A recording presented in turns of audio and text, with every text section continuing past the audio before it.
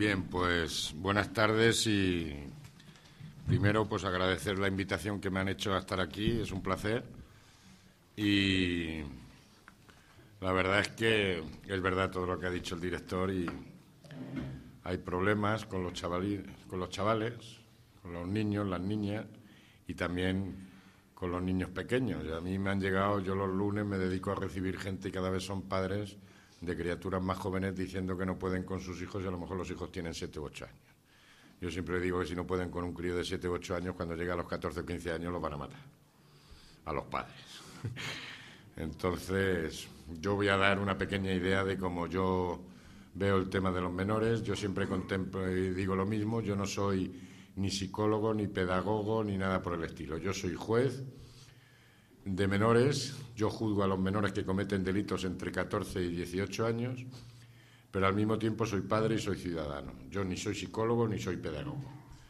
Yo creo que estamos pagando un poco las consecuencias en este país de la joven democracia que tenemos. Hemos pasado de un extremo al otro, no tenemos término medio y encima estamos en un momento que somos muy políticamente correctos hablando, somos tan políticamente correctos hablando que a veces ni nos entendemos. A mí me gusta que se me entienda y por eso pido disculpas si alguien se puede sentir ofendido por algún comentario o alguna expresión que yo pueda hacer, pero no tengo intención de ofender a nadie. Pero creo que hay que hablar claro porque es la única forma de entendernos. Hay que hablar claro en todas las áreas y más cuando hablamos de los menores. Yo me muevo con 3 leyes fundamentales. La Constitución Española de 1978, la Ley Orgánica de Protección Jurídica del Menor de 1996 y la ley con la que nosotros juzgamos a los menores que cometen delitos, que es del 2000. Ese es mi marco legal. ¿Y qué es lo que ha pasado en este país? Yo cuando me refiero a este país me refiero a España, para que no haya ningún problema, porque vas por ahí en alguna comunidad diciendo este país y no sabes a qué país te refieres. Yo me refiero a España. Y en este país hemos pasado de un extremo al otro y no tenemos término medio. Antes de la Constitución, los menores no gozaban de ningún derecho. Aparece la Constitución y aparece la Ley de Protección Jurídica del Menor y se les da a los menores todos los derechos de los ciudadanos. Hablando de menores, yo estoy pidiendo ahora que, como está de moda esto de los pactos, que sería bueno hacer un pacto por el menor, porque cada vez yo sé menos de lo que es un menor. Porque la ley habla de menor de edad, toda persona menor de 18 años. Sin embargo, hay edades intermedias que nos están planteando problemas todos los días y convendría redefinir lo que es un menor, qué puede hacer y qué no puede hacer. Pero teóricamente en España, cuando hablamos de menor de edad, nos estamos refiriendo a toda persona menor de 18 años. Y como digo, si antes no gozaban de derechos, aparece la Ley de Protección del Menor y se les da a los menores todos los derechos de los ciudadanos. Yo les voy a leer todos los derechos que contempla la ley que tienen los menores, independientemente de otra serie de derechos que contemplan otras disposiciones. Y en España, toda persona menor de 18 años goza de los siguientes derechos. Derecho al honor, derecho a la intimidad personal y familiar, derecho a la propia imagen, derecho a la inviolabilidad del domicilio familiar, derecho a la inviolabilidad de la correspondencia, derecho al secreto de sus comunicaciones, derecho a buscar, recibir y utilizar la información adecuada a su desarrollo, derecho a la libertad de ideología, conciencia y religión, derecho a participar plenamente en la vida social, cultural, artística y recreativa de su entorno, derecho a una incorporación progresiva a la ciudadanía activa, derecho de asociación, derecho a participar en reuniones públicas y manifestaciones pacíficas, derecho a la libertad de expresión, derecho a ser oído tanto en el ámbito familiar como en cualquier procedimiento administrativo o judicial en que esté directamente implicado y que conduzca a una decisión que afecte a su esfera personal, familiar o social. Y sigue diciendo la ley, para la garantía y defensa de sus derechos, el menor puede solicitar la protección y tutela de la entidad pública competente, poner en conocimiento del fiscal las situaciones que considere que atentan contra sus derechos con el fin de que éste promueva las acciones oportunas y plantear sus quejas ante el defensor del pueblo. Todo esto lo puede hacer un menor y todos se saben perfectamente cuáles son sus derechos. Y encima nos hemos dedicado exclusivamente a informar de los derechos que tienen los menores. Y cada vez más frecuente esto de que como tengo derecho, dámelo ya porque tiene derecho y como tiene derecho, entonces tiene que ser ya. Todos estos derechos se trasladan a su vez en obligaciones que tenemos los mayores para garantizar estos derechos. Y la propia Ley de Protección del Menor nos dice que toda persona o autoridad, y especialmente aquellos que por su profesión o función detecten una situación de riesgo o posible desamparo de un menor, lo comunicarán a la autoridad o a sus agentes más próximos sin perjuicio de prestarle el auxilio inmediato que necesite. Luego, en materia de menores, estamos implicados todos. Todos somos responsables, los padres, los profesores, las autoridades, los ciudadanos, todos somos responsables. Por eso estoy pidiendo ese pacto por el menor, porque esto es cuestión de todos. Y tenemos que empezar por la célula de la sociedad. Yo sigo pensando que la familia es la célula de la sociedad. Estará cambiando la estructura familiar, pero la familia sigue siendo la base de la sociedad. Y cuando nos llega un menor al juzgado, normalmente existe follón y existen problemas en los padres y las madres, que es muy complicado hoy día de ser padres. Yo cuando digo padres, es padres y madres, no voy a estar con distinciones entre padre y madre porque si no, no terminamos en toda la tarde. Padres, y ahí van los dos. Porque es que es muy complicado esto de ser padres. Yo siempre comento que yo soy preconstitucional. Yo tengo 56 años. Y yo creo que cuando yo era pequeño era mucho más fácil ser padre que ahora. Porque cuando yo era pequeño decían tus padres a las 10 aquí, a las 10 aquí, ¿quién va a discutir a un padre?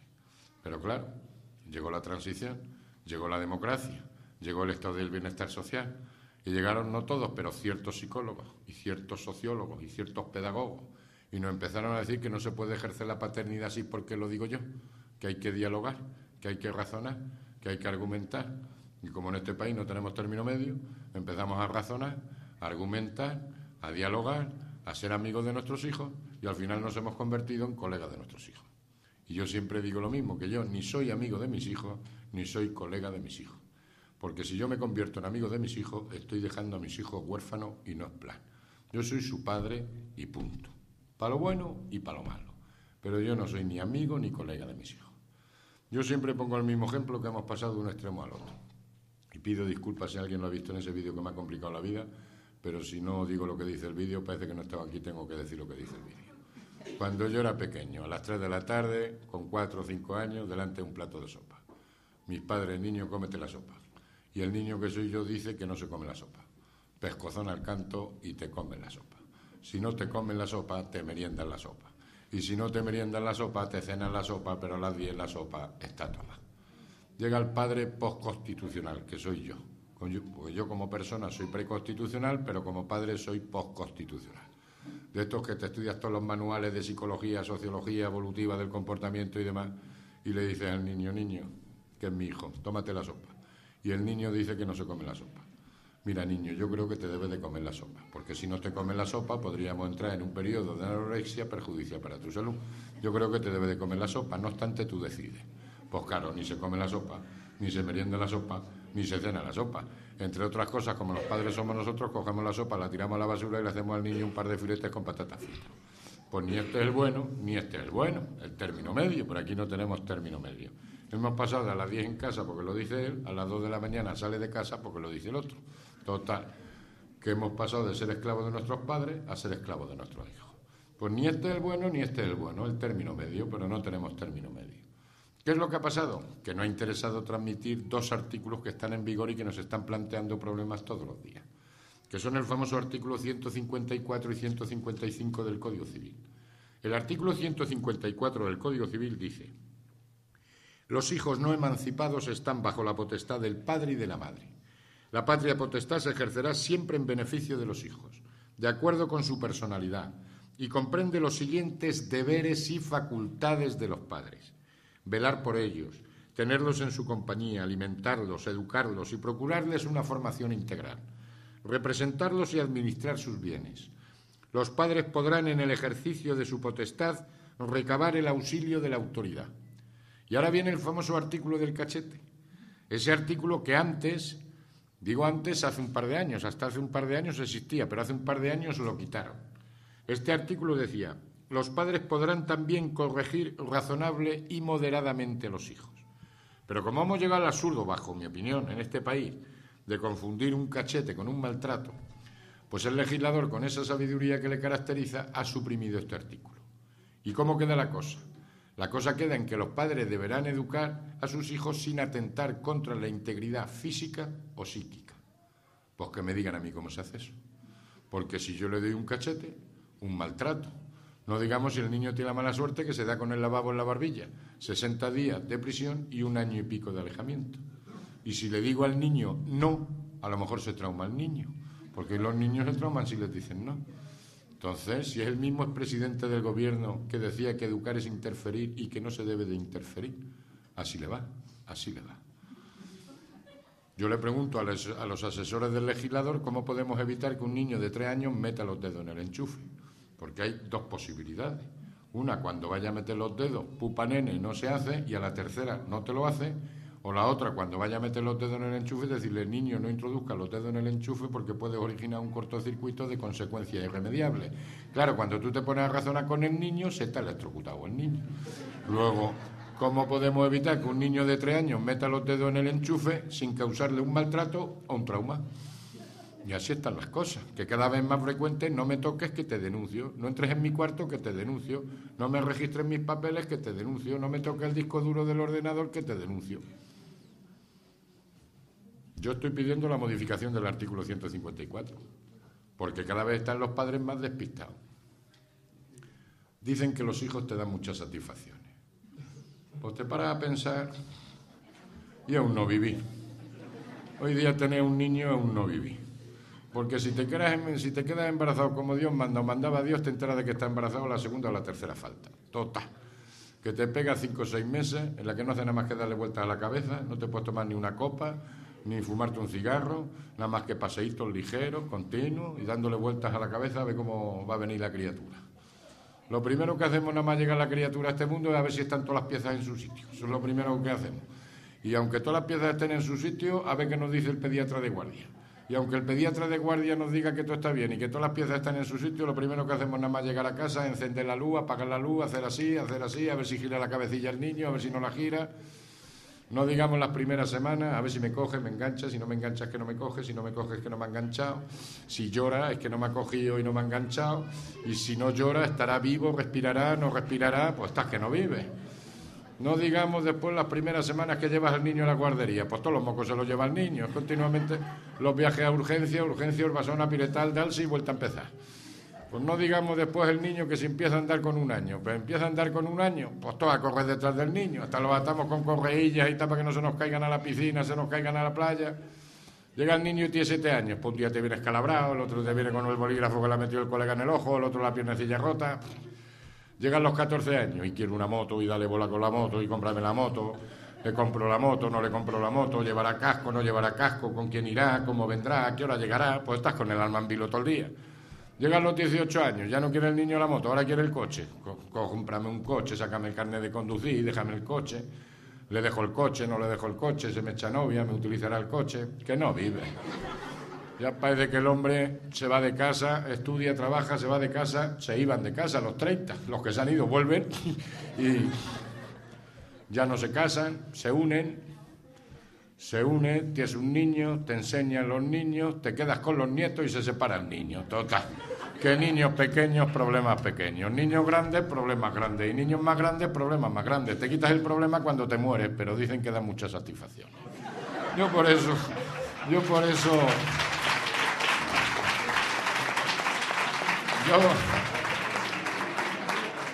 eso no me atrevo a dar consejos para ser un buen padre, porque es muy complicado esto de ser padre, porque además yo siempre comento que yo he estudiado para juez, pero yo no he estudiado para padre.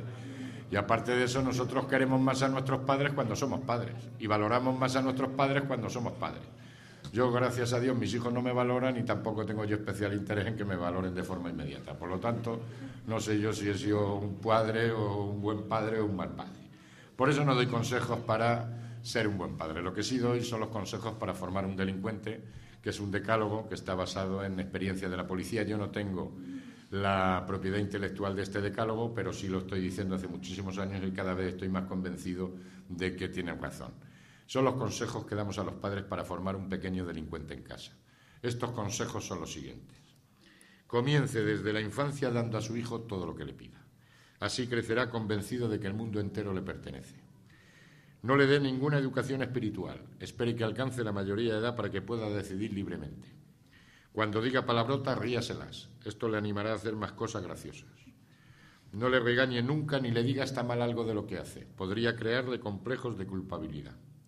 Recoja todo lo que él deja tirado, libros, zapatos, ropa, juguetes, hágaselo todo. Así se acostumbrará a cargar la responsabilidad sobre los demás. Déjele leer todo lo que caiga en sus manos. Cuide de que sus platos, cubiertos y vasos estén esterilizados, pero que su mente se llene de basura. Dispute y riña a menudo con su cónyuge en presencia del niño. Así no se sorprenderá ni le dolerá demasiado el día en que la familia quede destrozada para siempre. Dele todo el dinero que quiera gastar. No vaya a sospechar que para disponer de dinero es necesario trabajar. Satisfaga todos sus deseos, apetitos, comodidades y placeres. El sacrificio y la austeridad podría producirle frustraciones. Y póngase de su parte en cualquier conflicto que tenga con sus profesores y vecinos. Piense que todos ellos tienen prejuicios contra su hijo y que de verdad lo que quieren es fastidiarle. Si seguimos estos consejos, es fácil que en casa hagamos un pequeño tirano que con el tiempo se puede convertir en un auténtico chorizo. Yo siempre comento que yo todos los martes celebro de 20 a 25 juicios. Mañana, por ejemplo, que es martes, tengo 22 o 23 juicios. De los 4 últimos años, de esos 20, 24 juicios, 3, 4, y ya casi estamos más en 4, 5, son denuncias de padres contra sus hijos por malos tratos. Clase media, media alta, no son clases marginales, son chavales de clase media, media alta. Yo he visto piernas rotas, bocas partidas de los padres como consecuencia de las agresiones que sufren de sus hijos. Y si yo me muevo en una delincuencia de niñas del 20-25% frente al 75% de chicos, en el delito de violencia familiar ya estamos en un 40-45% de niñas frente a un 55-60% de chicos.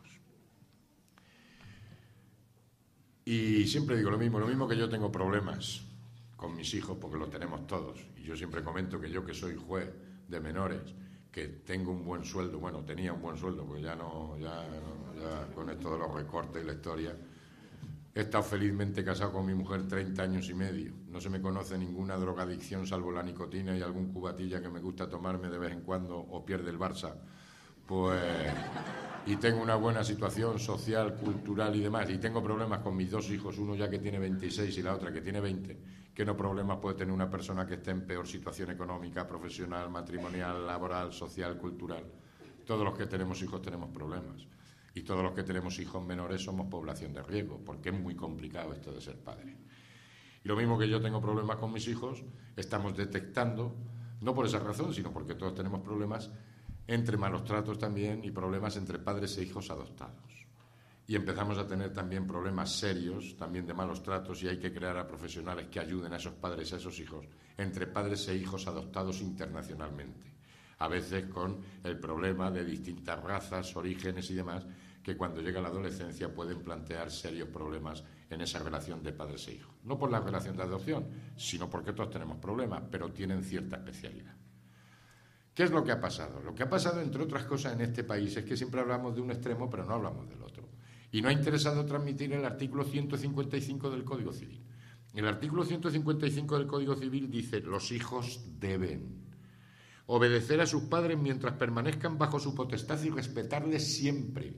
Y segundo, contribuir equitativamente, según sus posibilidades, al levantamiento de las cargas de la familia mientras convivan con ella. Luego, los menores, lo mismo que tienen derechos, tienen deberes. Y tienen deberes que no solamente son deberes morales, que también los son, pero también son deberes legales. Y el principal deber que tienen los niños, y hay que enseñárselos e informárselo desde el principio, es el de obedecer a sus padres mientras permanezcan bajo su potestad y respetarles siempre. Y segundo, contribuir equitativamente, según sus posibilidades, al levantamiento de las cargas de la familia mientras convivan con ella. Y cuando hablamos de contribuir con las cargas familiares, no nos estamos refiriendo solo y exclusivamente a la cuestión económica, sino a cumplir con sus obligaciones, a estudiar, a trabajar, a cuidar a sus hermanos, a respetar a sus padres, en definitiva, a echar una mano en la vida diaria de una familia. Pero no hemos transmitido a los niños que tienen deberes. Pobrecitos que no pasen lo que nosotros hemos pasado, que se conoce que todos lo hemos pasado muy mal, y entonces, derechos, pero no se ha hablado de deberes. Pobrecitos que no pasen lo que nosotros hemos pasado. Y los menores son menores, pero no son tontos. Lo que han hecho ha sido abuso de sus derechos y dejadez de sus deberes, porque no ha interesado transmitir que los niños tienen deberes. Y hay que tener en cuenta que los niños desde el primer día que vienen a este mundo ya te están sometiendo a los padres a pruebas de fuerza. Ese niño recién nacido que cuando empieza a llorar y se calla cuando el niño lo meten en la cama de papá y de mamá, ya te está poniendo ahí una prueba. Y ese niño que empieza a llamar la atención llorando y tal, te está sometiendo a pruebas. Y hay que hablarle de derechos y de deberes con arreglo a sus circunstancias. Pero tienen derechos y tienen deberes. Así es como veo yo que están las cuestiones. Nos ha dado miedo en este país hablar del principio de autoridad. Y yo tengo autoridad sobre mi hijo. Y debo de tener autoridad porque soy responsable de él. ¿Qué problema está pasando en este país? Que a los padres nos están desautorizando el Código Civil. Yo no puedo corregir a mi hijo y sin embargo voy a ser responsable de él. Ahí existe una disparidad de criterio que está haciendo muchísimo daño. Los padres somos los padres y yo no soy igual que mi hijo y soy su padre, para lo bueno y para lo malo. Llegamos al segundo escalón y en la escuela y ha pasado exactamente lo mismo bajo mi opinión. Hemos pasado de la escuela preconstitucional a la escuela postconstitucional. Hemos pasado de la escuela todos en pie, recio a la final, nuestras cuadras van palmeta, mano extendida, que llega don José. Y ya ni llega don José, ni llega José, ni llega Pepe, ni llega Pepillo. Y aquí, como somos todos colegas y somos todos iguales, hasta quitamos la tarima porque somos todos colegas y somos todos iguales. Pues no, señor, no somos todos colegas y no somos todos iguales. Y lo mismo que yo no soy amigo de mis hijos, el profesor no es colega del alumno. Y hablo del profesor porque muchas veces le pregunta a uno, ¿tú eres maestro? No, yo no soy maestro, yo soy profesor de conocimiento, que queda como más científico. Yo maestro no soy, yo soy profesor de conocimiento. Y doy clases de 1 hora que duran 45 minutos. Y doy clases para el que tiene interés, porque el que no tiene interés, y así no va. Y así no va. Y encima, como somos todos colegas y somos todos iguales, pues quitamos el cero, porque el cero traumatiza a los niños, y quitamos la tarima. Pues no, señor. Yo siempre digo que los profesores deberían de recuperar algo del antiguo maestro. Siempre se decía que el maestro pasa más hambre que un maestro de escuela, pero la autoridad social y moral que tenía el maestro, por desgracia, la perdió el profesor. Y hay que recuperar eso. Y los profesores están pidiendo autoridad. Si esa autoridad hay que mamarla a la familia. Si esos somos los padres los que tenemos que convencer a los niños que lo que dice el profesor en principio va a misa. Y lo mismo que los niños juegan con papá y con mamá, juegan con los profesores y con los padres. Luego nunca podremos discutir con un profesor en presencia del niño, porque nos va a utilizar. Y la presunción de veracidad la tiene que tener el profesor. Se está pidiendo esa autoridad. Y está muy bien que se dicten leyes diciendo que el profesor tiene autoridad, pero no hace falta. La justicia también ha tenido complejos de joven democracia y nos ha dado miedo aplicar 2 artículos que están en vigor, que son el famoso artículo 24 del Código Penal y el artículo 550. El artículo 24 del Código Penal define lo que es funcionario público a efectos penales. Y a efectos penales, funcionario público es toda aquella persona que por nombramiento de autoridad competente o por ministerio de la ley desempeña funciones públicas. Luego un maestro, un concejal, un policía, un alcalde, hasta un barrendero municipal tiene la consideración de funcionario público. Y cuando un ciudadano agrede a un funcionario público en el desempeño de su función, está cometiendo un delito de atentado castigado en el artículo 550 del Código Penal. Luego, cuando unos padres agreden a un profesor o un alumno agrede a un profesor, está cometiendo un delito de atentado. Y yo puedo decir que yo he condenado a chavales a 1 año de libertad vigilada, a 200 horas de trabajo en beneficio de la comunidad sirviendo comedores de paralíticos cerebrales por agredir a un profesor. Y a los padres a indemnizar a ese profesor. ¿Qué es eso de que un niño agreda a un profesor? ¿Qué complejo ha tenido la justicia? Que hemos condenado a ese funcionario público cuando ha cometido el delito. Pero cuando ese funcionario público ha sido víctima de un delito por su condición de funcionario, no le hemos dado la protección que establece el Código Penal. Porque nos ha dado complejos estos absurdos. Y nos ha dado miedo hablar en este país del principio de autoridad por si volvemos a tiempos pasados. Cuando no tiene que ver el principio de autoridad con autoritarismo ni con historia. El principio de autoridad es un principio fundamental en un Estado democrático y de derecho. Y un alumno nunca puede ser igual que el profesor. Porque, entre otras cosas, para que sea igual necesitan muchos años y muchas horas de estudio. Luego no las tiene, luego no podemos ser igual. Y encima tenemos el Código Penal que le protege. Pero nos ha dado miedo aplicar el Código Penal. Pero lo mismo que hay que darle esa autoridad, hay que exigirle que cumpla con la ley. Y la Ley de Protección Jurídica del Menor es muy clara en materia de escuela. Fijaros lo que dice la Ley de Protección Jurídica del Menor en materia de escuela. Dice, cualquier persona o autoridad que tenga conocimiento de que un menor no está escolarizado o no asiste al centro escolar de forma habitual y sin justificación durante el periodo obligatorio, deberá ponerlo en conocimiento de las autoridades públicas competentes que adoptarán las medidas necesarias para su escolarización. Luego, si en España hemos hecho leyes que nos dicen que la enseñanza es obligatoria hasta los 16 años, todo niño de menos de 16 años en horario escolar donde tiene que estar en la escuela. Y no me vale como medida sancionadora educativa la que adoptan muchos centros escolares, que es que el niño, como se porta mal, lo expulso del colegio. Eso es como si yo a un preso que se porta mal en la prisión y me está perturbando el proceso reinsertador del resto de los presos, pues lo expulso de la prisión.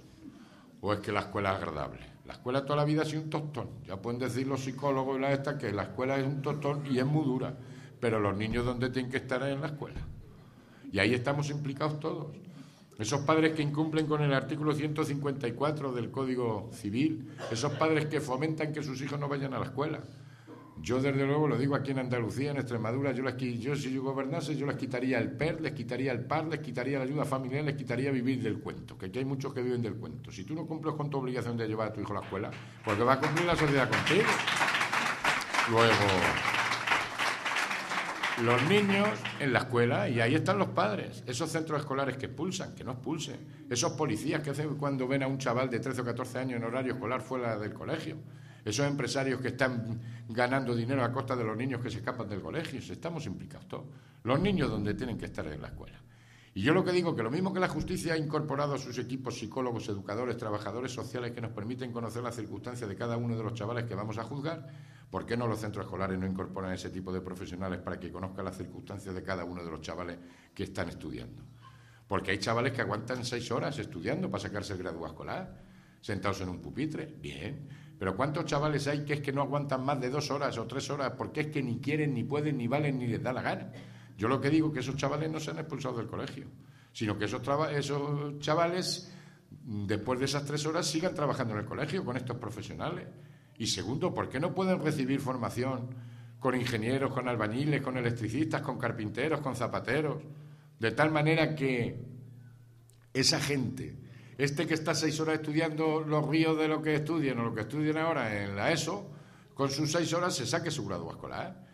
Y este chaval que está sus 2 o 3 horas y el resto está recibiendo formación con estos profesionales, también se saque su graduado escolar. Porque la vida da muchas vueltas.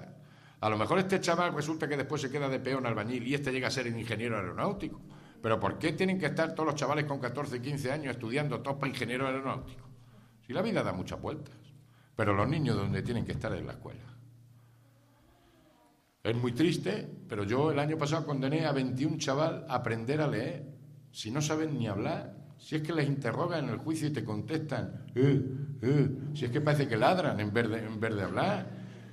Luego, si no saben hablar, ¿cómo van a saber leer? 21 chavales condenados a aprender a leer. Y tengo actualmente condenados a 250 chavales a sacarse el graduado escolar.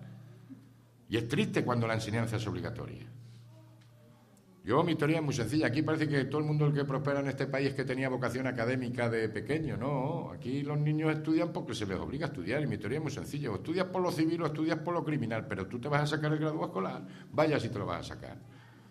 250 chavales tengo yo condenados actualmente a sacarse el graduado escolar. Los niños donde tienen que estar es en la escuela. Por eso hay que buscar alternativas. Por eso estoy buscando ese pacto por el menor. Pero no han sido capaces de llegar a un pacto por la educación, menos van a ser capaces de llegar a un pacto por el menor. Sí, pero si llegásemos al convencimiento a ese pacto por el menor, sería más fácil conseguir un buen sistema educativo. Y llegamos al tercer escalón, y en la sociedad. Y somos unos hipócritas, porque hablamos de la sociedad como si fuesen otros. Cuando nosotros somos los que formamos la sociedad y tenemos un doble lenguaje y somos unos hipócritas. Y hay problemas que no se han discutido y no se discuten. Y ahora que hemos tenido 2 elecciones, la generales y la autonómica, y nos ha tocado de temas, por lo menos que afectan al mundo del menor. Y tenemos problemas muy serios. Tenemos el tema del alcohol. El alcohol es un problema muy serio. Los botellones es un problema muy serio. Y más en Granada, que somos más conocidos ya en Granada por el botellón que por la Alhambra. Que es que si el alcohol es una droga, no lo digo yo, lo dice la Organización Mundial de la Salud. Somos el tercer país productor de alcohol. Después nos meteremos con los colombianos porque fabrican la coca, pero nosotros somos el tercer país productor de alcohol. Y como decía el otro, no somos el tercer país productor, somos el primer país consumidor, porque no exportamos nada, nos lo bebemos todo. Entonces, a lo mejor no podemos creer que el alcohol es una droga porque la llevemos dentro. Pero vamos, no creo que haya ni ningún ingeniero ni ningún parado que no me reconozca que el alcohol es una sustancia peligrosa para un menor de edad. Si llegásemos al convencimiento de que el alcohol es una sustancia peligrosa para un menor de edad, ¿qué pinta un menor bebiendo alcohol en la vía pública? Si es que no tiene que beber. Yo soy fumador y estoy pagando las consecuencias de esta ley, que aquí, como no tenemos término medio, esta de que para echarte un cigarro te tienes que ir allí casi ya a la prisión para echarte un cigarro por estar cerca al cementerio, te tienes que ir, vamos, aquí para fumarte un cigarro. Yo echo de menos ese afán protector que tiene el legislador ahora con los no fumadores, porque no lo tienen con el alcohol en los menores. Porque es que ya para fumarte aquí un cigarro te tienes que ir al cementerio. Ahora eso sí, los viejos sí pueden fumar. Yo creo que es para que se mueran antes, pues nos ahorramos la pensión y así y salimos de la crisis antes. O los que están un poquillo para allá, pues que fumen como no se enteran, y los que están en el alborote, eso sí pueden fumar para que no armen el follón. Pero los demás, ¿quién puede fumar? Si es que ya no puede fumar en ningún lado. Es como si al final hay que darle la razón a esta anécdota que cuenta el Carlos Herrera en su programa, de ese viejo. Digo, siempre que digo la palabra viejo, lo digo con todo el cariño y respeto del mundo. Ese viejo que está en la parada del autobús en Sevilla fumándose un cigarro y llega una señora y le dice, oiga, que me está usted molestando con el humo. Y le dice el viejo, pues vaya usted al bar, vaya usted al bar, porque ¿ya dónde vas a fumar? Luego. Entonces, ese afán protector que tenemos con el no fumador, ¿por qué no se toma con el alcohol en los menores? Es que un menor no debe de beber alcohol, y si quiere beber alcohol que lo haga bajo la responsabilidad de su padre y que su padre le invite a todos los cubatas que le dé la gana en su casa o en un bar destinado al efecto. Si es que es así de claro.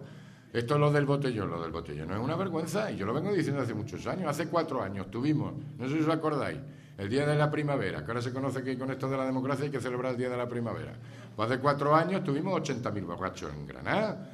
Y esos 4 años, el Día de las Cruces, tuvimos 55.000 borrachos, y porque llovió, que si no llega a llover, 297 comas etílicos. Hace 3 semanas, un mes, tuvimos el macro botellón de Granada, 30.000 tíos. ¿Cuántos comas etílicos, cuántos menores hay ahí? Y esto del botellón viene como consecuencia de la ley de espacios públicos que pusieron las autonomías, que dijeron la autonomía, prohibido beber alcohol en la vía pública, salvo a los mayores en aquellos lugares destinados al efecto por los ayuntamientos. No conozco a ningún alcalde que le hayan puesto una pistola a la cabeza para que designe un sitio para beber.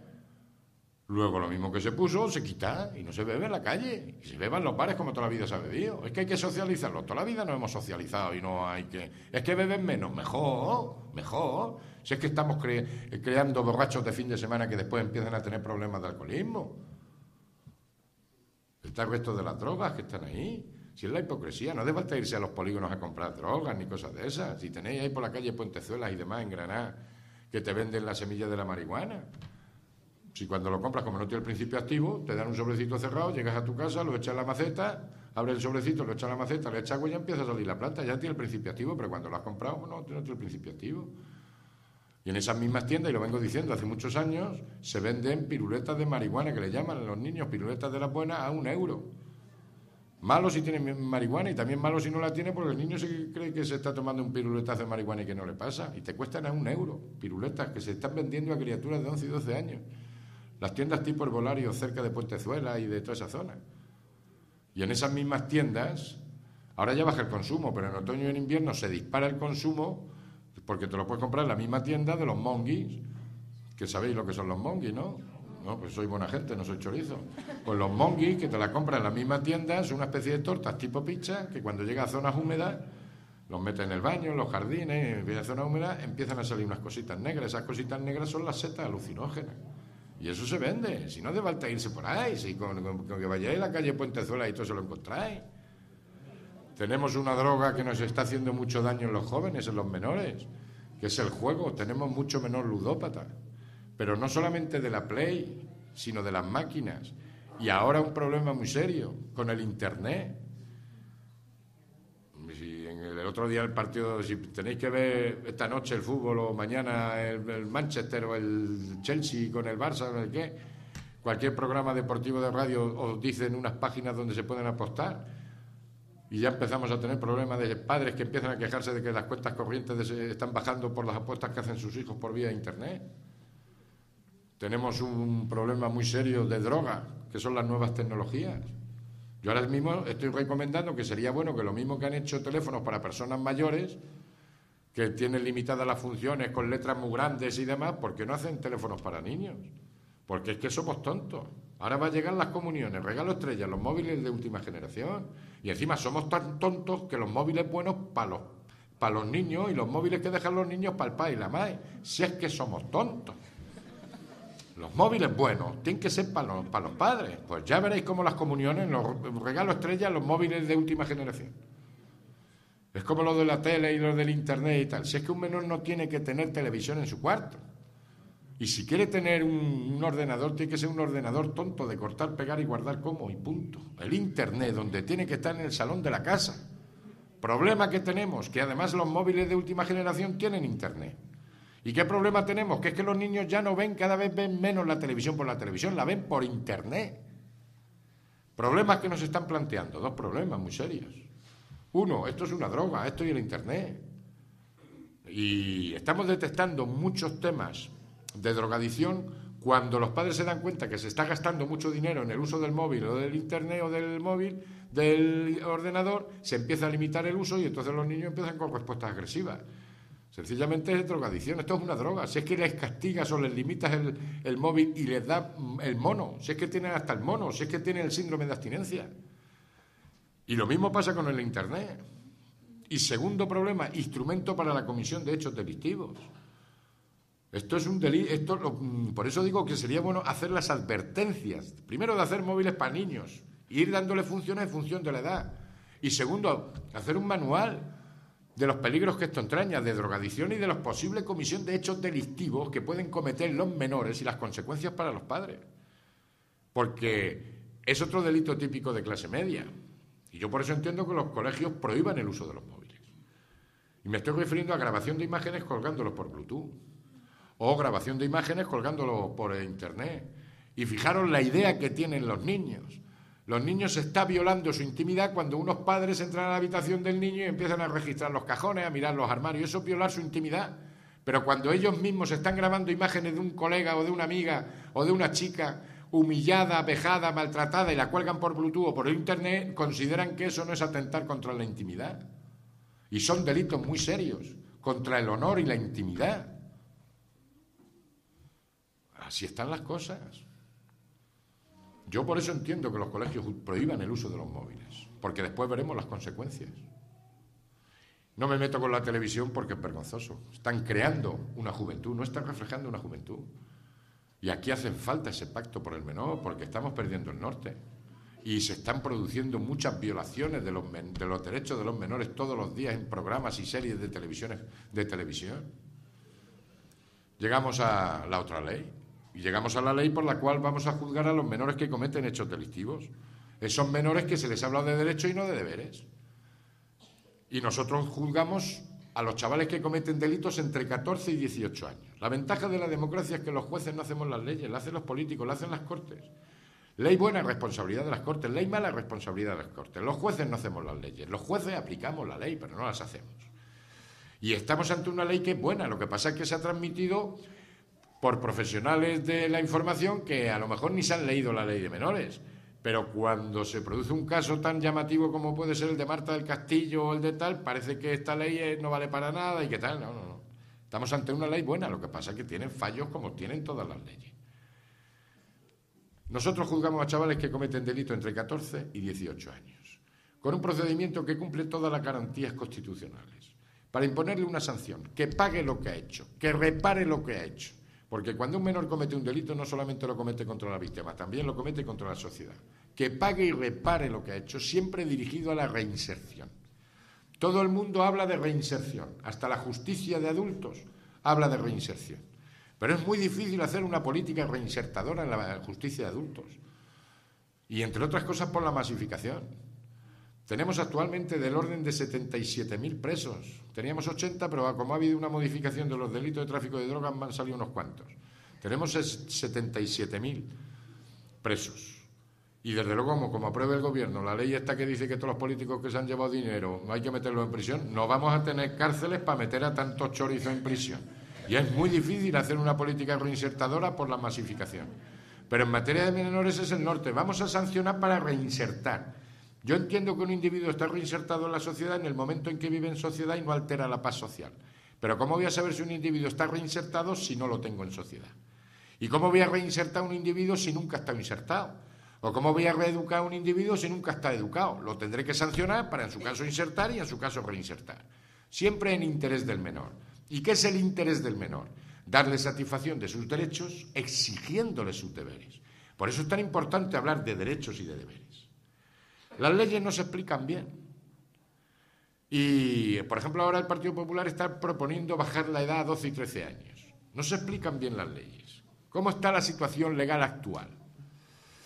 Como digo, juzgamos a menores que cometen delitos con 14. Pero ¿qué pasa si un menor de 12 y 13 años comete un hecho delictivo grave? Imaginaros que un niño de 12 años mata a otro niño, que sería el delito más grave que puede cometer. ¿Qué es lo que dice la ley? La ley de menores dice que como ese niño no tiene 14 años, no es responsable de la muerte de ese chaval. Y por lo tanto no lo podemos sentar en el banquillo. Pero lo que sí establece el ordenamiento jurídico es que los padres de este niño muerto sí pueden sentar en el banquillo a los padres de este niño agresor y reclamarle las indemnizaciones que correspondan precisamente por el incumplimiento del artículo 154 del Código Civil. Es decir, los padres de este niño muerto tienen que demandar a los padres de este niño agresor y reclamarle las indemnizaciones que correspondan. ¿Cuál es mi opinión? Porque el PP quiere bajar la edad a 12 y 13 años. ¿Cuál es mi opinión? Mi opinión, antes de bajar la edad a 12 y 13 años, yo antes trabajaría más y exigiría más a los padres, a la escuela, a la sociedad. Porque ¿qué haremos cuando un niño de 9 años comete un hecho delictivo muy grave? ¿También lo vamos a sentar en el banquillo? Primero exigiría ese pacto y llegaría a apretarle más a los padres, a la sociedad, a la escuela. Y desde luego, si deciden sentar en el banquillo a un chaval de 12 y 13 años, yo lo haría bajo el reconocimiento expreso de que hemos fracasado a nivel de política familiar, social y escolar. Y yo nunca adoptaría una medida privativa de libertad para un chaval de 12 y 13 años. Pero allá a los políticos, eso es responsabilidad de ellos. Nosotros juzgamos a menores que cometen delito entre 14 y 18 años. Y para eso disponemos de dos instrumentos. El fiscal, que es el que investiga los delitos que cometen los menores, y el equipo técnico de apoyo. Ese equipo, que es el que solicito yo para los centros escolares, de psicólogo, educador y trabajador social, que nos permiten conocer las circunstancias de cada uno de los chavales que vamos a juzgar. Y siempre que llego a este punto, me interesa hacer una doble reflexión con el corazón en la mano. ¿Quién de los que estamos aquí no ha cometido un delito en su vida? Vamos a ser claros. ¿Quién de los que estamos aquí nos gusta tomarnos una copa de vez en cuando no ha conducido alguna vez bajo la influencia de bebidas alcohólicas? Vamos a ser claros. Lo que pasa es que no nos han pillado. Es que no tenemos ángel de la guarda, tenemos obreros de la gloria. Lo que pasa es que hay un momento en que el obrero se está tomando el bocata es cuando te pillan. Si es que además todo hoy día es delito. Y a lo mejor el que sale verás que va en coche oficial. Vamos a ser claros. ¿Quién de los que estamos aquí no ha cogido algo del Corte Inglés? ¿Quién de los que estamos aquí no ha trapicheado con falsificaciones de relojes, de pañuelos, de blusas, de camisas, de camisetas, de bolsos? Vamos a ser claros. ¿Y quién de los que estamos aquí no ha trapicheado con DVDs falsos? ¿O quién no se baja música del emule?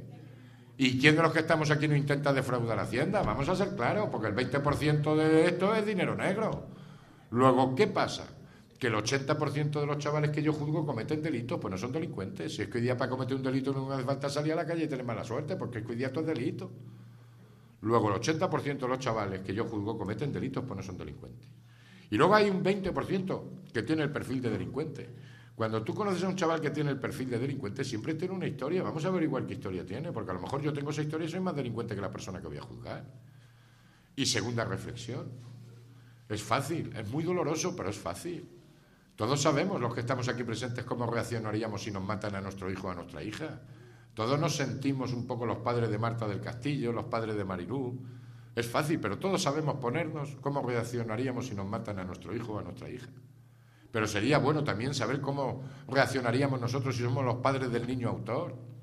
Imaginaros que llegan a vuestra casa a la policía y detiene a vuestro hijo acusado de homicidio, de violación o de lo que sea. Nosotros podemos ser los padres del niño autor, no solamente de la víctima, podemos ser los padres del niño autor.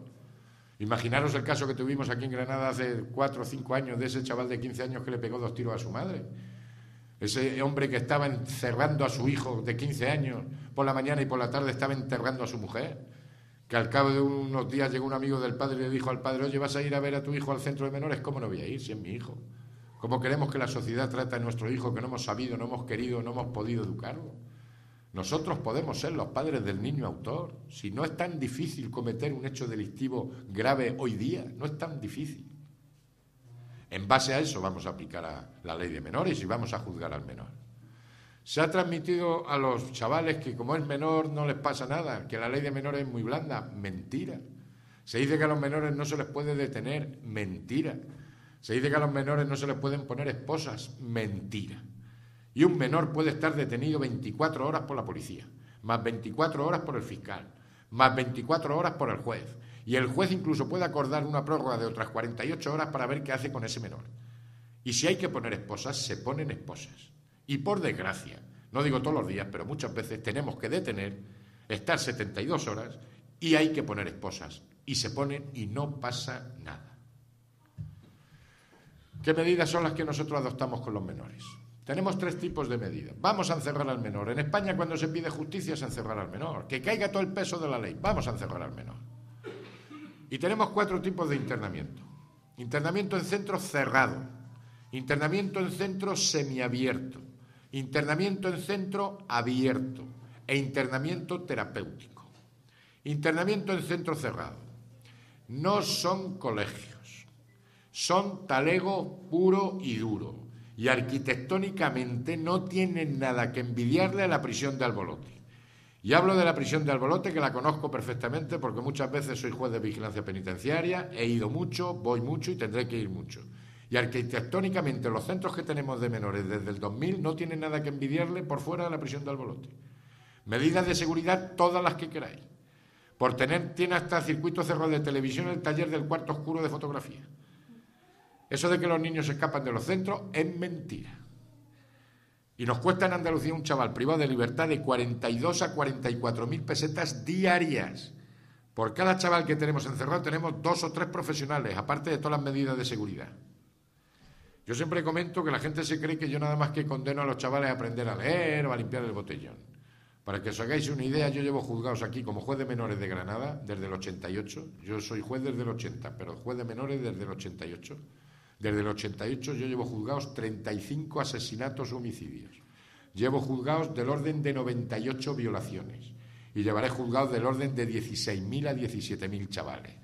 Calcular desde el 88 a una media de 800 casos al año, imaginar los chavales que yo he juzgado. Y cuando yo hablo de un tío duro, no hablo de un chaval que coge 2 o 3 coches. Y gracias a Dios, cucos hay muy poquitos, muy poquitos. Y una de las experiencias que más te chocan es cuando tú metes a un chaval de estos por un delito grave o varios delitos graves que se cree que es duro. Cuando tú lo metes en Oria, que es el centro de internamiento cerrado que tenemos en el interior de Almería, o lo metes en la Marchenilla, o lo metes en las Lagunillas, sobre todo las primeras semanas, cuando llegan allí, cuando a las 10 de la noche o a las 11 de la noche se apagan las luces y se cierran las celdas, allí no se oyen voces de asesinos ni voces de violadores. Allí lo que se oyen son llantos de niños, porque son niños los que cometen los delitos. ¿O es que vuestros niños no son vuestros niños? Lo que pasa es que muchas veces un grupo de menores es mucho más peligroso que un adulto. Pero cuando el chaval se queda solo en su celda y pierde el apoyo del grupo, se comporta como lo que es. Y lo que os garantizo es que lo que se oyen son llantos de niños. El chaval no va a poder salir del centro si no ha cumplido 1/3 de su condena. Luego tenemos el internamiento en centro semiabierto, que es semiabierto porque es jurídico, es un concepto jurídico. Lo mismo que semiabierto es cerrado, es semicerrado. El centro es el mismo, lo que pasa es que son módulos. Las medidas de seguridad son las mismas. Lo que pasa es que una vez que el chaval pasa la fase de observación, va a poder realizar alguna actividad fuera del centro siempre con autorización. Luego tenemos el internamiento abierto. Es una medida que la teníamos abandonada y sin embargo ahora la estamos recuperando muchísimo. Y la ponemos junto con otra medida que llamamos convivencia en grupo educativo. La estamos utilizando mucho para los menores que maltratan a sus padres. Son centros... Separamos que son niños, hay que separarlos del ámbito familiar porque la convivencia está muy deteriorada, se empieza a trabajar con los padres y con los niños, pero el chaval está fuera del ámbito familiar, pero puede realizar sus actividades diarias, formativas y demás. Y luego tenemos el internamiento terapéutico, con todo el cariño del mundo y no lo entendáis como tal, pero tenemos muchos chavales que están mal de la cabeza. Yo siempre comento el caso que tuve hace años de un chaval que me llegó con 15 años diciendo que él hablaba con Jesucristo todas las noches a las 12 menos cuarto. Te llega un crío de 15 años diciendo que él habla con Jesucristo todas las noches a las 12 menos cuarto y que lo hace por el mismo canal, dice, este está más para allá que para acá, este está listo. Pues gracias a los equipos técnicos sabíamos que le gustaba mucho la música, concretamente le gustaba tocar el tambor. Como no lo podía tener en su casa y era la época de Semana Santa, pues dije, pues ya está. Le voy a poner a tocar el tambor en todas las procesiones nocturnas de Granada, para que se pegue 10 horas tocando el tambor y llegue a su casa reventado. Y encima, como vais detrás de los santos, los cristos y las vírgenes, pues a ver si le transmiten mensajes de serenidad, de quietud y de relax. porque no lo podía tener en su casa. No lo podía tener en su casa porque lo teníamos condenado por maltratar a sus padres y sabíamos que estaba violando a su hermana de 8 años. Yo después tuve otro caso de otro chaval de 15 años que fue capaz de darle 50 veces en la cabeza con una llave inglesa a un coleguilla suyo de 14 años porque tenía ganas de ver qué se siente cuando se mata.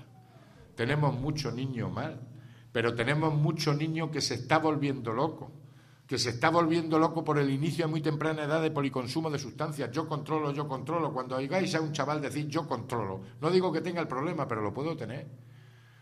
Y yo he tenido una niña, concretamente de 15 años, que fue capaz de tirarse de una tapia de barriga a 2 metros de altura para abortar. Tenemos chavales que se están volviendo locos, porque es muy frecuente aquí de que todo vale. Empezamos a tener chavales que con 12 y 13 años empiezan a tomar sus cervecillas. Empiezan el botellón, empiezan a formarse un porrillo, después la fortuna, después se pillan un mongui, después empiezan los cubatas. Y cuando esos cuerpos empiezan con 12 y 13 años, cuando llegan a los 16, 17, 18 años, están más para allá que para acá. Y os puedo decir que yo tengo madres, como vosotras, que están durmiendo con un cuchillo debajo de la almohada, porque su hijo ya tiene 16, 17 años y empieza a tener brotes de esquizofrenia, de historia, que si se toma la pastilla, que si no se toma la pastilla, y están asustados. Y encima, como sanitariamente los servicios sociales no tenemos los recursos suficientes, esos padres viven atemorizados. La única solución que estamos dándole es de que tienen que denunciar a sus hijos porque le tienen pánico a sus hijos el día que no se tomen la pastilla o el día que les dan una contraorden o le dan una indicación y se le cruzan los cables a los chavales. Internamiento terapéutico. Aparte de todos los problemas de drogadicciones normales y demás. No tenemos el drogadicto puro y duro, tenemos el policonsumidor. Yo controlo. Internamiento terapéutico. ¿Cuánto tiempo podemos encerrar a un menor? Porque eso es otra cosa que se da mal la información. Si el delito lo comete un chaval entre 14 y 16 años, menos de 16, 14 y menos de 16, el tiempo de internamiento puede llegar a ser 3 años, 5 o 6 años. Los 6 años para delitos cometidos por banda organizada y terrorismo. Y si el delito lo comete un chaval entre 16 y menos de 18, siempre la edad que tiene el menor en el momento de cometer el delito. En 16 a 18 podría estar 6 años, 8 años y 10 años para casos de banda organizada y terrorismo. Banda organizada, para que os aclaréis, serían los Latin King, los Nietas, ese tipo. Gracias a Dios en Granada no tenemos bandas organizadas, solamente no tenemos problemática de eso. Hay Madrid, Barcelona, Valencia, tal, pero aquí en Granada no hay bandas organizadas de ese tipo. Hay grupos, pero no son bandas organizadas. Pero lo que no dicen los medios de comunicación es qué pasa si yo juzgo a un menor que entre 14 y 16 años o 14 y 18 años ha cometido varios hechos y se le juzga en distintos juicios. Imaginaros que un chaval entre 14 y 18, 14 y 16 ha cometido 2 asesinatos y una violación. ¿Cuánto tiempo como máximo puedo encerrar a un menor? No son 5 años o 6, ni 8 o 10. Es el doble de la máxima. Como la máxima son 5 años, salvo el supuesto de 6, o la máxima son 8 años, salvo el supuesto de 10, yo puedo encerrar, y tengo encerrados chavales de 14 y 15 años a 10 años. Y puedo tener chavales a 16 años.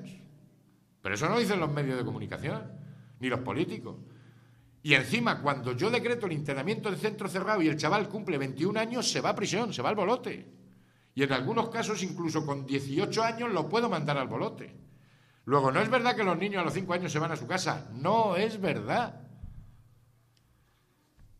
10 años, 16 años, ¿es mucho tiempo o es poco tiempo? Porque aquí parece que lo que hay que endurecer es la ley de menores. Vamos a la ley de mayores. Porque la ley de mayores, el tiempo máximo de cumplimiento de las condenas son 20 años. Sin contar 2 o 3 delitos que son 25 años, serían 2 o 3 homicidios. Y sin contar otros 2 o 3 delitos, por ejemplo los asesinatos, que serían 30 años. Y sin contar terrorismo, que están en los 40 años, que están ahora a ver si lo revisan o no con la teoría Parot y demás. Pero vamos a ser claros. ¿Quién se pega en España 20 años en prisión? Porque está demostrado que si tú te llevas 1.000 millones de pesetas, a los 8 años estás comprando en el Corte Inglés de Zaragoza. A los 10 te hacen una entrevista en Telecinco y a los 15 estás en tu casa. Está demostrado que si tú te coges una depresión y te tus contactos, 2 o 3 noches a la semana estás durmiendo en tu piso en Madrid a los 2 o 3 años. Y está demostrado que si tú te pones un régimen un poco severo, Te puedes dar una buena ducha con tu novia y darte un paseo por la playa de la Concha. Está demostrado. Luego vamos a ser claros. ¿Quién se pega en España 20 años en prisión? El chorizo desgraciado. El chorizo desgraciado. El que no es un chorizo y desgraciado no se pega 20 años. Y si ya es de Granada, se puede pegar hasta 36 años en prisión. Porque es un chorizo y un desgraciado. Pero si no llega a ser el chorizo desgraciado. O sea, que es que, ¿qué ley es más blanda? Me dicen que la ley de menores es muy blanda, porque a Rafita lo condenaron 7 años por el tema de Sandra Palo. ¿Pero a cuánto les ha salido cada asesinato al de la Juana Chao? 6 meses. Luego, ¿qué ley es más grave? Así están las leyes. Lo que pasa es que no se explican. Y luego hay una cuestión fundamental, que es el cómputo del tiempo. Parece que fue ayer cuando estábamos hablando de las Torres Gemelas. ¿Y cuántos años han pasado? Parece que fue ayer cuando estábamos hablando del atentado de Atocha. ¿Y cuántos años han pasado? Parece que fue ayer cuando ganamos la Copa de Europa antes de la del Mundial y ya tenemos otra vez la Copa de Europa. Parece que fue ayer cuando estábamos en Navidad y ya ha pasado Semana Santa, ya dentro acaba el curso y dentro de nada va a decir el Corte Inglés que estamos en Navidad. Decirle a un niño de 1 año que se esté callado 1 minuto. Parece que conforme vamos envejeciendo el tiempo se va acelerando. Estamos en un colegio, parece aquí hay mucha madre, parece que fue ayer cuando trajisteis a vuestro hijo por primera vez y cuántos años tiene ya el niño. Parece que fue ayer.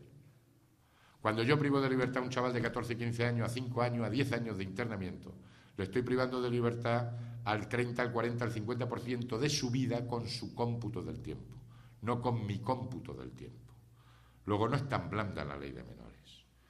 Un fin de semana para un niño de 12 años es mucho tiempo. No es tan blanda la ley de la privación de libertad en menores. Pero esta ley contempla otra posibilidad, otras medidas. No vamos a encerrar al menor.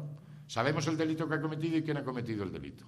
Y tenemos una medida muy buena que es, y que ya es hora de que la ponga en marcha el gobierno, para resolver conflictos familiares, laborales y también judiciales, que es la mediación. Es bueno resolver los conflictos y es muy bueno para los centros escolares, negociando, reparando, conciliándose. Si la justicia es la última razón, si cuando la justicia tiene que intervenir es que ha fracasado todo lo demás. ¿Qué me utilizo mucho? Libertad vigilada. Te voy a controlar 24 horas no por la policía, sino por educadores. Es una medida que la utilizamos como complementario a la medida del internamiento o como una medida independiente. 1 año, 2 años, 3 años de libertad vigilada. Y te voy a controlar si vas al colegio, si no vas al trabajo, tu consumo, tus ratos libres, tu ocio, tus amistades. Voy a trabajar con tus padres, voy a trabajar a pesar de tus padres, que bastante bien salen algunos chavales a pesar de los padres que tienen. De tal manera que si funciona bien, pero si no funciona, ojo, que puedes estar cometiendo un delito de desobediencia. 1 año, 2 años de libertad vigilada. Una medida que me gusta mucho, trabajos en beneficio de la comunidad. Tú la has hecho, tú la pagas y la vas a pagar tú con tu trabajo. No la va a pagar la sociedad, la vas a pagar tú con tu trabajo. Esto ya también se puede hacer en los centros escolares, pero muchas veces el problema, y los ayuntamientos también lo podrían poner en marcha. El problema es que necesitan el consentimiento de los padres y muchas veces somos los padres los que decimos yo pago mis impuestos, mi niño no limpia porque yo pago mis impuestos. Pero gracias a Dios yo no necesito el consentimiento de los padres, yo necesito el consentimiento del menor. Y vaya si me da el consentimiento el menor. Pues yo cojo y le digo, vas a limpiar, ¿verdad que vas a limpiar? Pues si no vas a limpiar, ¿verdad que vas a limpiar? Hombre, claro, don Emilio, ¿cómo no voy a limpiar?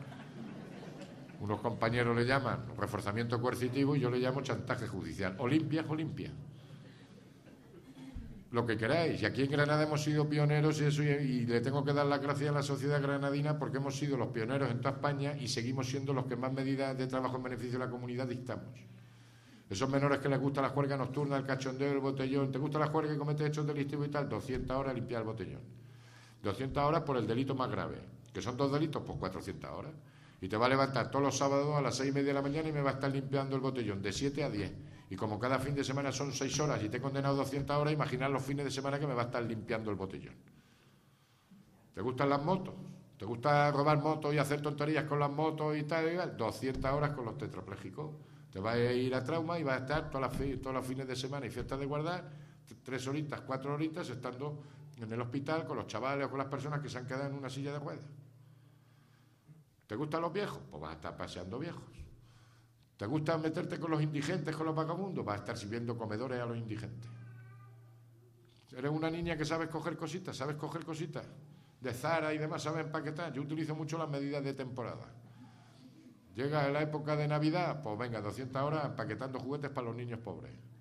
Que te metes con los mendigos, hogar, esto, un banco de alimentos, servicio de comedores para indigentes. Las niñas se miran bien o se miran mal.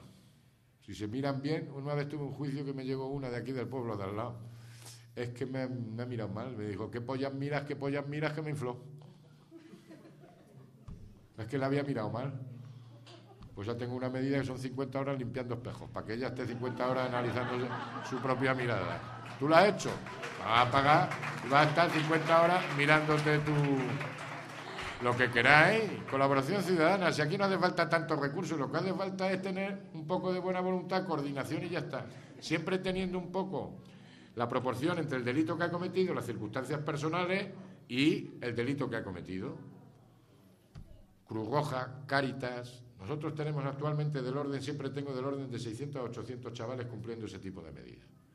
Yo tengo una medida, lo que queráis, y aquí, como digo, ¿te gusta el fuego? Pues con los bomberos. ¿Te gusta el tráfico? Pues con la policía, seguridad vial. ¿Te gusta el deporte? Pues los metí a hacer el Camino Santiago. ¿Te gusta lo que queráis? Yo tengo una medida que si peleáis por el juzgado incluso la podéis comprobar físicamente. Esta la pongo para los niños pijos que causan daño en el mobiliario urbano. La puse en el 2001 y ya la tengo ya muy perfeccionada.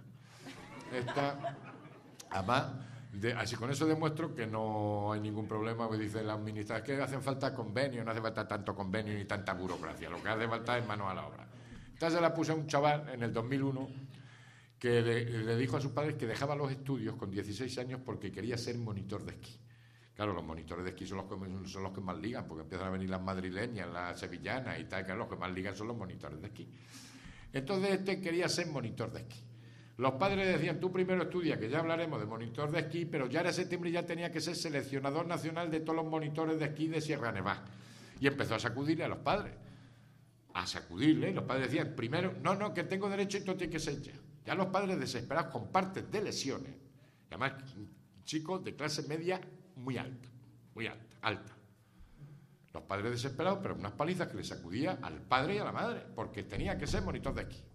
Total, que los padres ya desesperados, que casi les cuesta el matrimonio, les pone una denuncia a su hijo por malos tratos físicos y psíquicos. Cuando vamos a celebrar el juicio, yo tengo un calabozo al lado de la sala de audiencia que no duermen allí, pero que sí los tenemos por 15, 20 minutos, porque como son tantos juicios, hay que separarlo de los testigos, de los denunciantes, en fin. Y tengo un calabozo ahí al lado y lo puse a este que estuvo por 20 minutos, una cosa así. Cuando vamos a celebrar el juicio, me llega la policía y me dice, señoría, que es que aquí el amigo ha arrancado la rejilla del aire acondicionado del calabozo y ha puesto Víctor quiere a Ana. Sí, rayado. Digo, hombre, vamos a comprarle a Víctor. Si Víctor quiere a Ana, vamos a comprarle a Víctor un poco de masilla para que me lo repelle un poco y me lo deje más o menos en condiciones, pues no es plan de que yo tenga el juzgado hecho un cromo. Entonces, y una vez que ya lo revisen ustedes y esté más o menos decente, pues le incoan ustedes unas diligencias por una falta de daño a un bien público como es el calabozo. Total, que así se hace. Me lo repella, me lo deja más o menos en condiciones y le incoa a la policía unas diligencias por una falta de daño a un bien público. Celebramos el juicio de la paliza que le mete a los padres. Y entonces le meto 6 meses de internamiento más 6 meses de libertad vigilada. Yo, como trabajo mucho la conformidad, en el momento que me da la conformidad, en el acta de juicio, en el momento del juicio, pues va directamente del salón de las vistas al centro de internamiento. O sea, no pasa ni por casa, ni para coger ropa, ni nada de nada. Allí ya lo visten y ya todo directamente. A los 6 meses vuelve el chaval. Y ya se creía que se iba con el psicólogo, con el educador, a planificar la libertad vigilada. Y le digo, espera, que ahora vamos a celebrar el juicio de la falta de daños que hiciste en el calabozo. ¿Estamos? Estamos. ¿Tú te acuerdas que arrancaste la rejilla y pusiste Víctor que sí? Pues venga, vamos a llamar al abogado, al fiscal, a los equipos técnicos. Nos ponemos la toga, nos constituimos en sala. Digo, bueno, ¿tú reconoces que arrancaste la rejilla del aire acondicionado y pusiste Víctor quiere a Ana? Sí, yo lo hice. Pues le dice el fiscal, pues mira, chaval, es una falta de daño. Es una falta de daño porque arreglar el calabozo cuesta menos de 400 euros.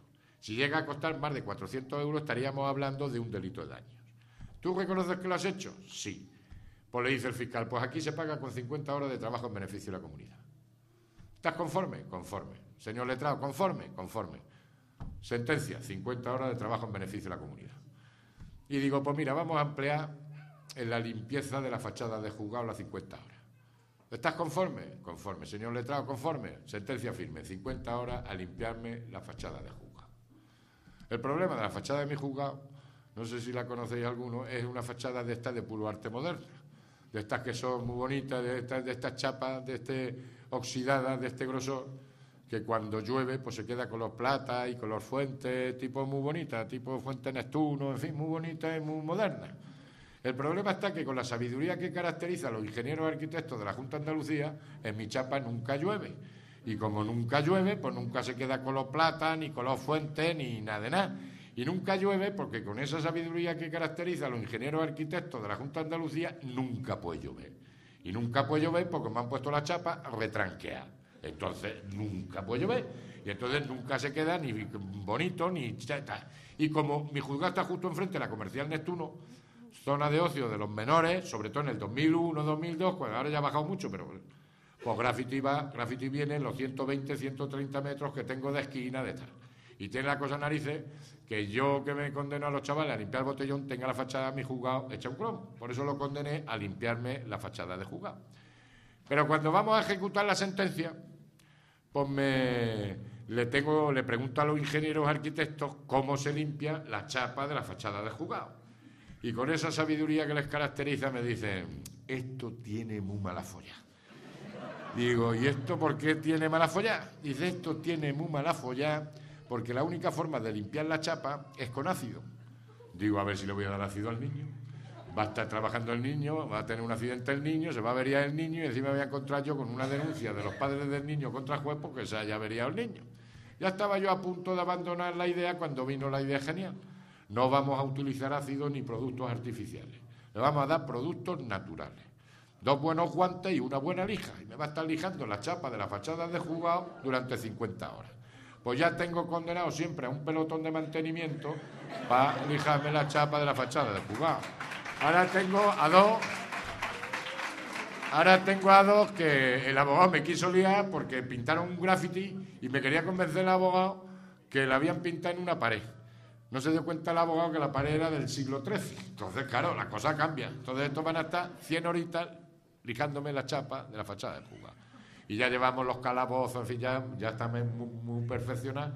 Y en base a las habilidades sociales de cada menor, es que a mí me gusta la pintura. Pues a pintarme todos los calabozos y ya llevan el mantenimiento de vez en cuando y ya está. Tú la has hecho, tú la pagas con tu trabajo. Hay una medida que se llama tarea socioeducativa, que es esa por la que condena a los chavales a aprender a leer, a sacarse el graduado escolar. Como he dicho en mi teoría, o estudias por lo civil o estudias por lo criminal, pero tú te vas a sacar el graduado. Yo ahora en junio empiezo a recibir notas y el que me dicen que no se ha esforzado, que no ha trabajado y tal, lo puedo incluso a veces acusar de desobediencia. Esas niñas que me han llegado con 16 años, madres de 3 hijos, ¿a qué las vamos a juzgar? Pues vamos a condenarlas a la escuela de padres, orientación familiar, en fin, vamos a intentar evitar que no tengas porque al paso que va esa niña no va a tener 3 hijos, va a tener 3 chorizos. Esos menores inmigrantes. El otro día tuve un juicio de un gitano rumano. Tuve que celebrar el juicio con una intérprete de rumano. Pero el problema está en que el gitano rumano no sabía ni rumano, era calé rumano. Entonces ahí a medias tintas nos enteramos con la traductora y con fin. ¿A qué lo vas a condenar? Pues yo como le dije, si a ti no te tengo que reinsertar, si a ti lo que te tengo que hacer es insertar, y la única forma de insertar es aprender el idioma, pues te condeno que en un año me aprenda el idioma español. ¿Qué vas a hacer? Tú la has hecho, tú la pagas, pero hay muchas formas de pagar el delito. Hay una medida, y lo digo que sois padres jóvenes y tendréis pronto a los chavales de la adolescencia, hay una medida que estamos ya empezando a dictar mucho. Órdenes de alejamiento entre parejillas de chavales de 14 y 15 años. Lo mismo que estamos utilizando en la violencia de género, en la justicia de adultos. Tenemos que dictar órdenes de alejamiento entre parejillas de chavales de 14 y 15 años. Prohibido acercarte e incomunicarte a menos de 300 metros, 500 metros. Nos estamos equivocando, pero esa es otra medida. Y por último, lo que quiero decir es que esas son las medidas que ponemos fundamentalmente a los chavales. Pero desde el 2007 estamos sentando en el banquillo a los padres. A los padres y a los representantes legales de los menores, porque respondemos de lo que hacen nuestros hijos. Y tendremos que actuar y demostrarle al juez que hemos actuado con la debida diligencia de un buen padre de familia para que el juez valore la responsabilidad económica a la que me condena. Es decir, si un chaval mata a alguien, yo condeno al chaval a 10 años de internamiento, 15 años, lo que sea. Y condeno al chaval a indemnizar a la víctima. Pero como el chaval no tiene dinero, los responsables solidarios son los padres. Yo he condenado aquí en Granada a chavales por un homicidio y he condenado al chaval y a sus padres a pagar 30, 40 millones de pesetas. Yo he condenado a chavales por violación y he condenado a sus padres a pagar 10.000, 15.000 euros por penetración. Yo he condenado a chavales por grabar imágenes, pero he condenado a sus padres. ¿En qué valoráis la imagen de vuestra hija o de vuestro hijo que la vean 5.000 personas, 10.000 personas en el internet o en el móvil, humillados, vejados, maltratados? Usted paga. Es que no puedo con mi hijo, pues puede usted. Porque es su padre y su madre. Y yo puedo entender que un crío haga una tontería, pero cuando un niño está matando a la gente, algo tendrán que ver sus padres. Y cuando un niño viola, algo tendrán que ver sus padres. Los padres tienen que decirle a los niños que cuando una chica dice no, es no, con porros, sin porros, con copa, sin copa. Es no, usted paga. Y esos niños que graban imágenes y tal, usted tiene que enseñar a su hijo que esto es un instrumento muy peligroso. Y si usted se lo compra, es que usted confía en su hijo, usted paga.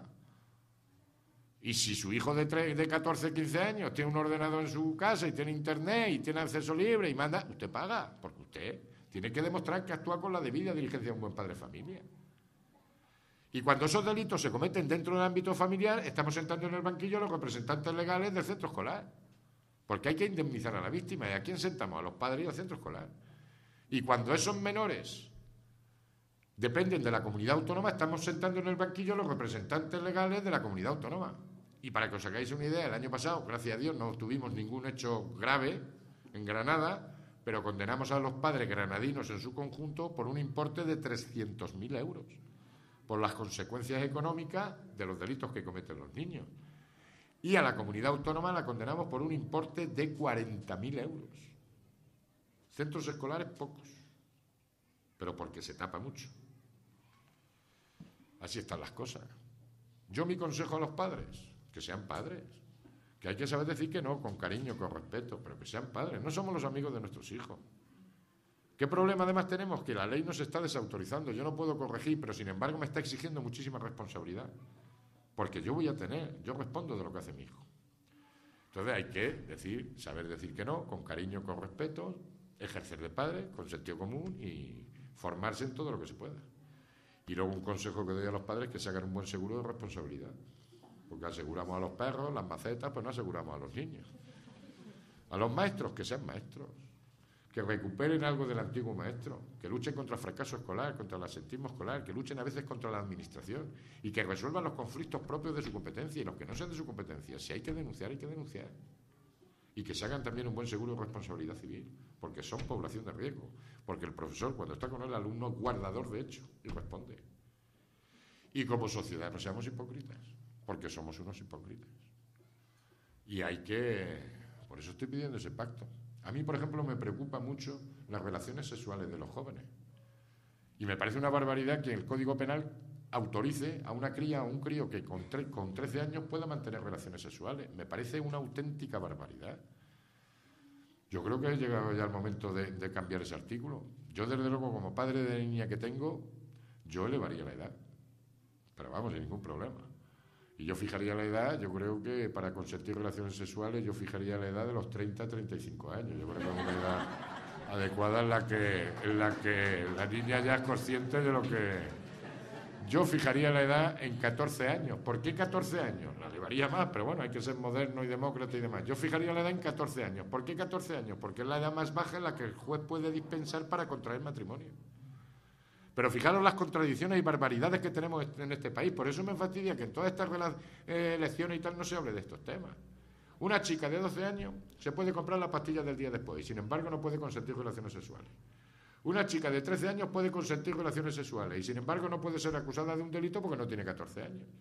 Una chica de 13 años puede consentir relaciones sexuales y sin embargo no se puede dar de alta en el 20. Y sin embargo todos los niños de 11 y 12 años tienen 20. Una chica de 16 años puede abortar sin conocimiento y consentimiento de sus padres y, sin embargo, para ir a prestar declaración ante el juez necesita ir acompañada de sus padres. Puede abortar y, sin embargo, no puede comprar ni tabaco. Cuando yo hablo de una persona menor de edad, me estoy refiriendo a toda persona menor de 18 años. Cuando un médico habla de una persona menor de edad, se está refiriendo a los 12, 13 años, que es donde llega la pediatría. Vamos a ponernos de acuerdo qué pueden hacer y qué no pueden hacer. Porque yo creo que uno de los problemas que tiene este país es que los niños le estamos quitando la infancia. O sea, son bebés recién nacidos, bebés, niños, y a los 10, 11 años empiezan a tener comportamiento de adolescentes. Y el problema es que esa adolescencia les llega hasta los 30 años. Y les estamos quitando la edad bonita de los 12, 13, 14, 15 años, que es una edad maravillosa. Quieren beber como adultos, vivir como adultos, ya tendrán tiempo de vivir como adolescentes y tal, pero tienen 11, 12 años. Y ahí nos estamos equivocando. Por eso estoy pidiendo ese pacto por el menor. Tengo yo ahora un problema muy serio y siempre lo comento a los padres y a las madres. Fijaros las contradicciones, por eso hay que revisar el tema de los menores. Chicas de 16 años. Estupendas hijas, guapísimas todas, monísimas, muy buenas chicas, trabajadoras, estudiantes y tal y que igual. Pero a los 16 años se enamoran. Y se enamoran del chorizo, que es que les ponen los chorizos. Y entonces deja de ir al colegio, se vuelve loca, empieza a consumir, a tontear, a maltratar a sus padres y tal. Y claro, tú antes te decías a tus hijos, tú al colegio, y tú asumías la autoridad del padre. Pero ahora te llegan y le dices, la enseñanza no es obligatoria a partir de los 16 años. ¿Cómo obligas tú a tu hijo o a tu hija de 16 años a ir al colegio? ¿Y cómo desenamoras a una chica? Tengo 3 concretamente que han amenazado a sus padres que en cuanto la saque del centro de internamiento se van a quedar embarazadas del chorizo. Mi consejo, si alguna vez os pasa eso, como madre de niñas, que se registre si algún día tiene el niño, que yo no entro si lo tiene o no lo tiene, pero si decide tener el hijo, que lo ponga siempre como madre de padre desconocido. Es decir, siempre madre sin padre, el niño. Porque si la relación es esa, que es muy normal que se rompa en 3 meses o en un año, si aparece el inscrito a nombre del padre, ya tenéis una vinculación, y vuestra hija tiene una vinculación de por vida con ese individuo. Pero ¿cómo desenamoramos a las niñas? Es verdad eso que 2 tetas tiran más que 2 carretas. Pero también es verdad el caso contrario. 2 cojones tiran más que 2 camiones, porque yo también tengo los 3 casos al revés. ¿Cómo desenamoramos a estos chavales? Por eso digo que hay que aclarar qué es un menor, qué puede hacer y qué no puede hacer. Ha sido un verdadero placer y siempre digo lo mismo. Uno de los problemas de este país es que mientras el juez de menores sea el menor de los jueces, el maestro sea el menor de los catedráticos y el político de menores sea el menor de los políticos, así no va. Todos los que nos dedicamos al mundo de los menores somos los menores de él. El juez de menores es el menor de los jueces, el maestro es el menor de los catedráticos y el político de menores es el menor de los políticos. Mientras no cambiemos esto es maldad. Ha sido un verdadero placer y siempre digo, me gusta terminar de la misma manera. Me gusta leer unas palabras que quedan muy bonitas, resumen todo lo anterior y implica que aquí estamos, es cuestión de todos. Son unas palabras que se le atribuyen a Bertolt Brecht, pero no voy a discutir si no son de Bertolt Brecht, porque siempre hay algún profesor de historia o literatura y tal que dice que no son de Bertolt Brecht. Pues si no son de Bertolt Brecht no pasa nada porque no sean de Bertolt Brecht, pero queda muy bien decir que son de Bertolt Brecht. Son unas palabras que se le elevan el tono intelectual, le dan un tono poético a mi intervención y sirve sobre todo para arrancar el fuerte aplauso del público que tan pacientemente me escucha. Y estas palabras dicen lo siguiente. Primero se llevaron a los negros, pero a mí no me importó porque yo no lo era. Enseguida se llevaron a los judíos, pero a mí no me importó porque yo tampoco lo era. Después detuvieron a los curas, pero como yo no soy religioso, tampoco me importó.